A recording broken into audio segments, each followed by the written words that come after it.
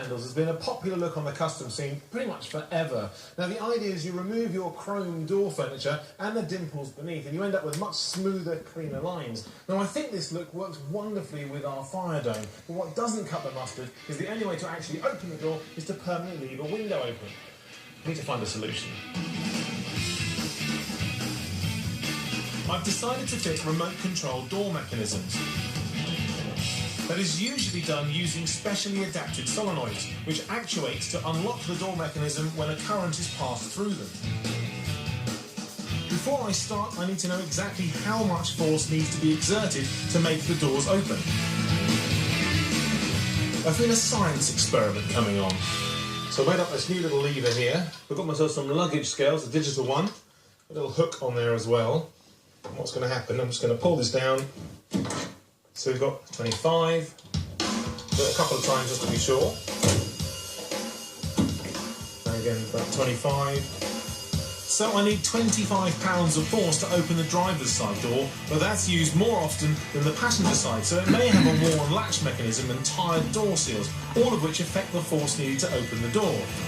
To be 100% sure about the force I need, I'm going to check the passenger door too.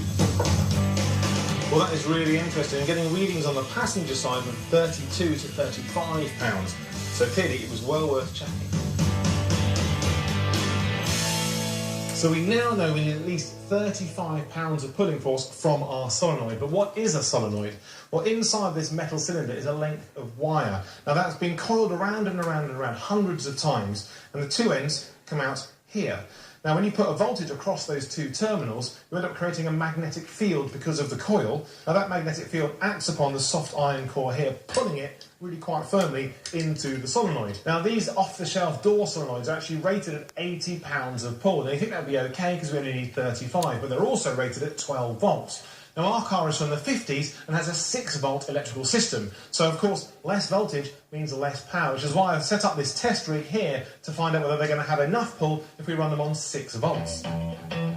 Attached to our solenoid, we have 35 pounds of weight, and the question is, can it actually lift that up? So I'm just going to energise it. So we've got 6 volts going in. Not much seems to be happening. I'm just trying to help it a little bit. It's interesting. So it can actually hold that weight, you just can't lift it. So at the moment, this can't open our doors, which is a bit of a problem. If the car's 6-volt system can't operate the solenoids, perhaps an 8-volt battery will. I'm confident the 2-volt increase won't fry the existing car electrics, but it could provide the oomph for the door openers, a potential win-win. Okay, so we've now got 8-volt power source. Let's give it a go. Oh, look at that. So it now definitely works on the bench. What we have to do now is get it to work in a real-world scenario.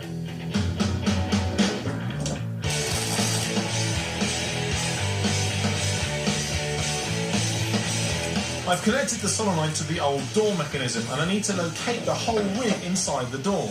It needs 4 new screw holes to mount the solenoid, then I'm ready to test it again. So, here goes. Fantastic. The door kit came with a little radio key fob so I can operate the solenoids remotely. To make sure the door really pops out of the frame, I'm going to fit a popper too. Basically a cylinder with a spring inside, a plunger. That's going to live just there in the A-pillar, and then the idea is that's going to pop the door open every time you operate that solenoid.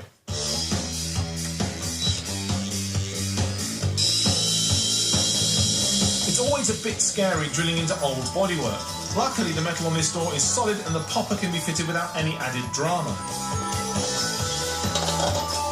The system should now be primed for its big opening. Okay, so our popper's now in place. Let's try. Now that is much better. So we've added a bit of street cred with some modern technology, but mainly we've added a fantastic selling point because now when you park the car up, you no longer have to leave the windows open to get back in.